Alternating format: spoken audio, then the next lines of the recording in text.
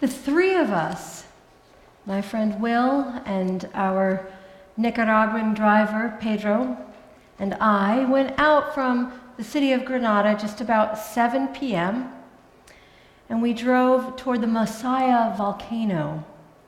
As we drove, we talked in a combination of English and in Spanish about the political situation in Nicaragua. And what you might remember hearing in the news is that Daniel Ortega, the president, has been very repressive, and that there is 45% unemployment in Nicaragua, 45% rising inflation, obviously less money for the people, and Ortega cut some more services, which led to protests. And on April 19th, the government, the police force, killed many protesters. And so you see here in Granada is some graffiti commemorating that event, April 2019.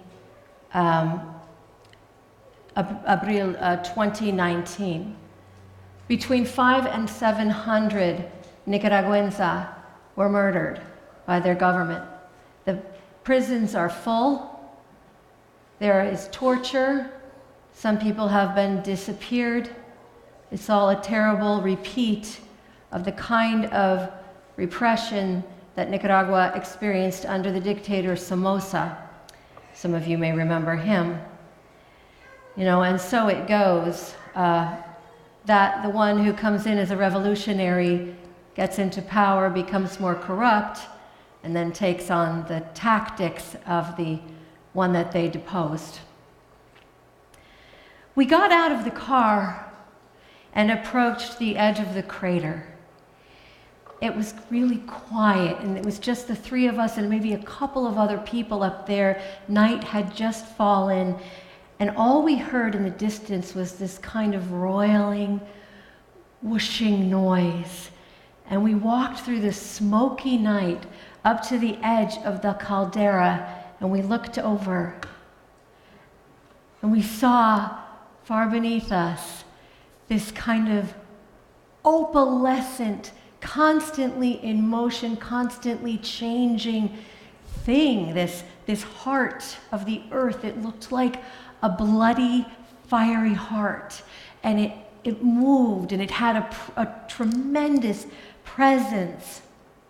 We were overwhelmed, we were awestruck, we were terrified, and we were thrilled. When missionaries got to Nicaragua, they called this place La Boca del Inferno, the boca, the mouth of hell. The indigenous people believed that there was a goddess who dwelt there, a beautiful, blessed goddess who required, nevertheless, human sacrifice, which she did receive. We backed away after many long minutes of looking. I started coughing pretty badly.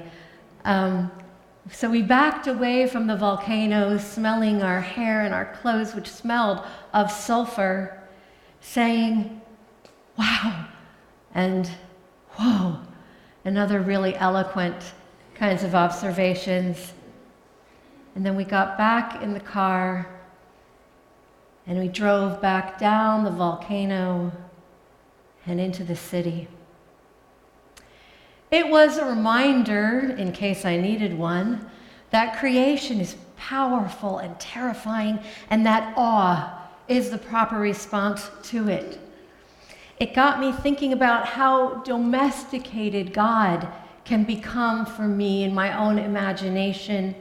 When my vision and my experiences are too ordinary and maybe too local, my sense, my concept of that grandeur of the divine can become very small and very local and kind of domesticated, like a pet. I know that whatever God is, it is neither small nor local, but eternal, universal, enormous beyond imagining, limitless.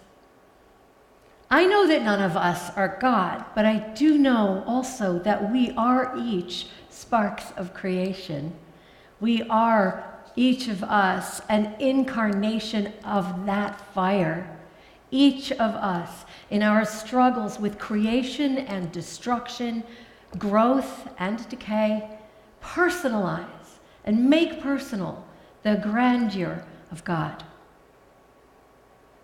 It was profoundly disturbing for me to learn, and it will be for you, to learn that in the recent crisis, what the locals call the crisis, between the people and their government, political opponents of the regime have been imprisoned, tortured, disappeared, and murdered, some of them by being thrown into the volcano. I made Pedro repeat this for me because I thought, surely I misunderstood. But no, he assured me that he was correct, that this terrible thing was true. In the 21st century, humans are being thrown into the volcano as human sacrifices to corruption, greed, evil, apathy. What in the literal hell is wrong with our species, I thought. And here I'm sharing with you some of the graffiti around the city of Granada that refers to Daniel Ortega. You see simply his name there, Daniel Cochon, pig. And this kind of woodcut style of burning Jeep. I did see sites, not just in Granada, but in surrounding towns of where the government had destroyed markets and places of gathering. The city hall in Granada is all under scaffolding. So what in the literal hell is wrong with our species? Well, the same things that have always been wrong with it. Tale as old as time. And I suppose I am glad in a way that I'm not so jaded that this information didn't affect me deeply. I always want to caution against that shrugging, well, yeah, you know what, life is violent and human nature is fallen and sinful and broken attitude, because that would betray our faith. I know it hurts, but we have to stay close to the pain. We have to stay emotionally present to the outrages, because the day that we stop hurting is the day that we extinguish an important source of transformation, that inner spark of God's own creative fire within us.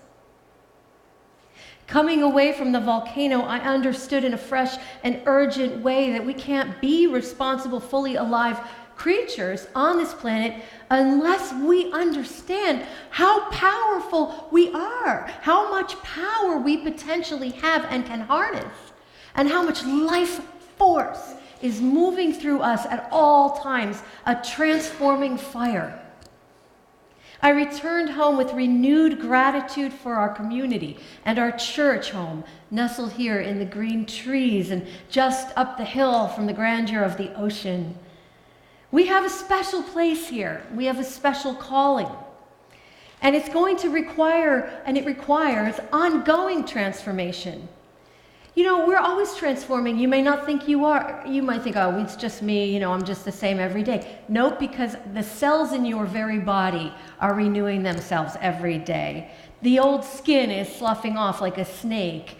Your internal organs are renewing themselves. Bones that were broken are knitting themselves back together. And yeah, some things are decaying and breaking down. We live with this paradox all our lives. Anything that appears to be staying the same is an illusion. This isn't the same church as it was a year ago.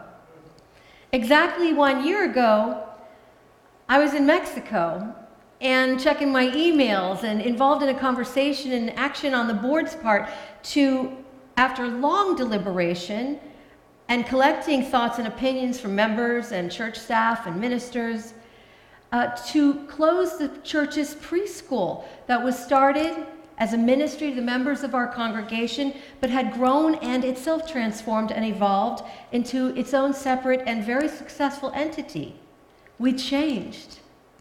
We freed up space to see if we could not draw the circle wider, face the historical trends regarding church attendance and participation, understand that trying to grow a church in the traditional way, expecting people to show up with their families on Sunday morning to attend worship and become a Unitarian Universalist and do it in that traditional way, in significant enough numbers to replace people who have moved on or moved or passed away, was unrealistic.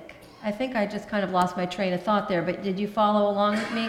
That we realized we couldn't keep expecting to be vital in the traditional way, that we would have to try something new. And so we developed a new vision we call home base.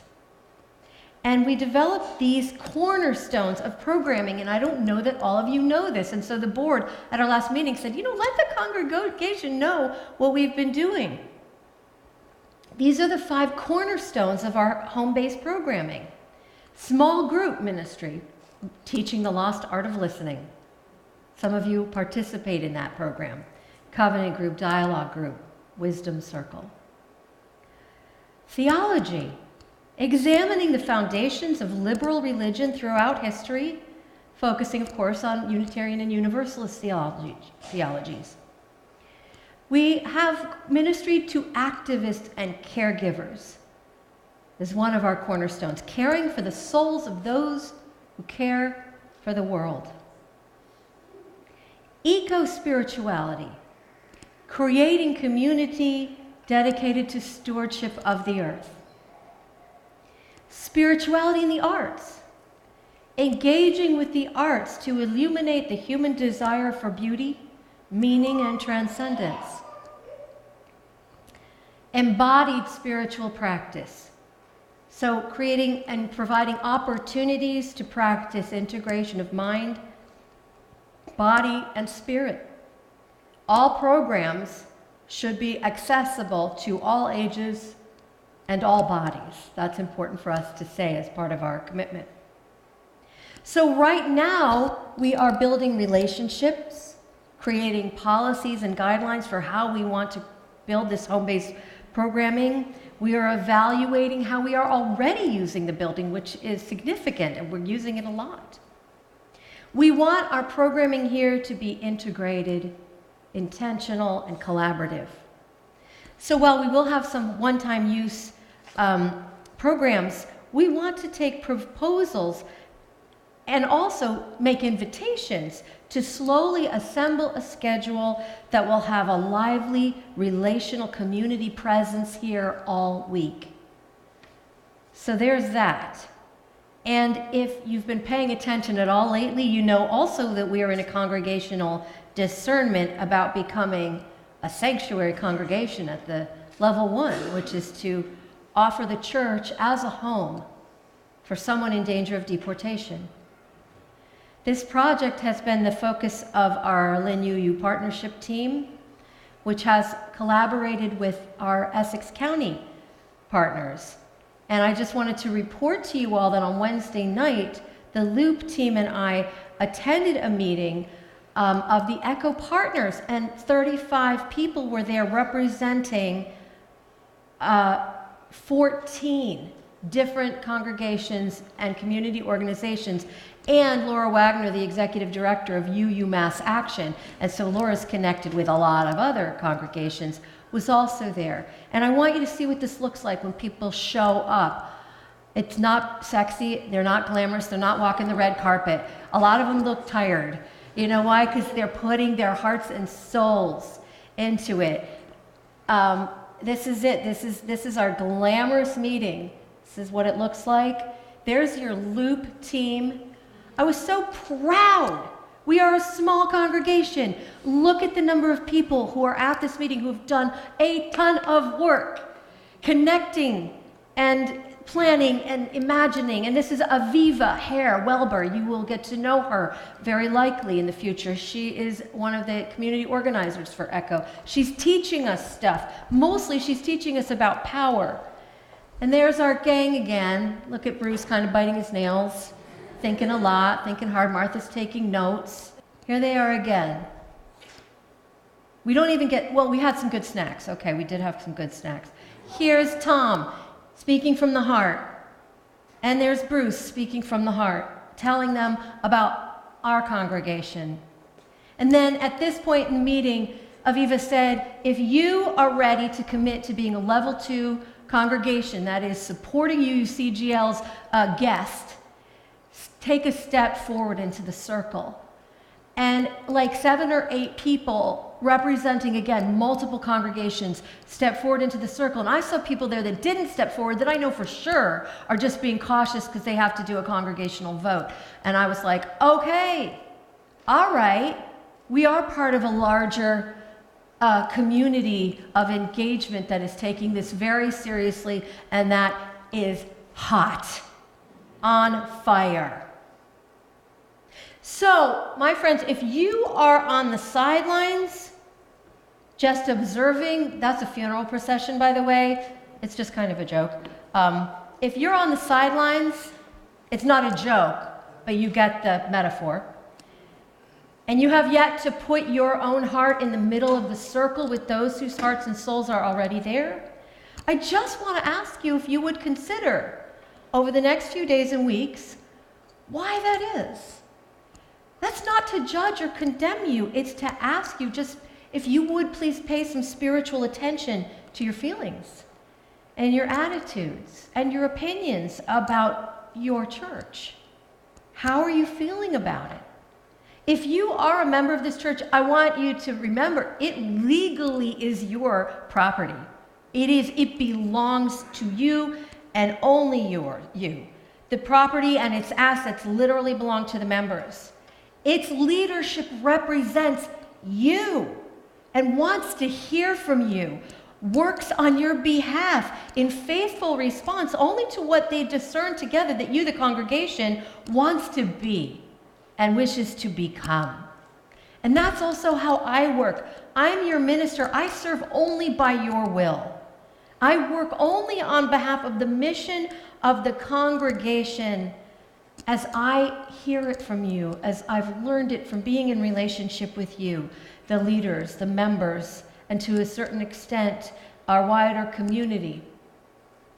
Nothing that I have come up with Mark and the leaders and Elizabeth on behalf of the church belongs to me. It is created and crafted and suggested only as a response to my best understanding of your will and your desire. So if I'm off base, you've got to let me know. A year ago, we were in a very different place. A year from now, things will also feel different, as I will be in the middle of a 6-month sabbatical.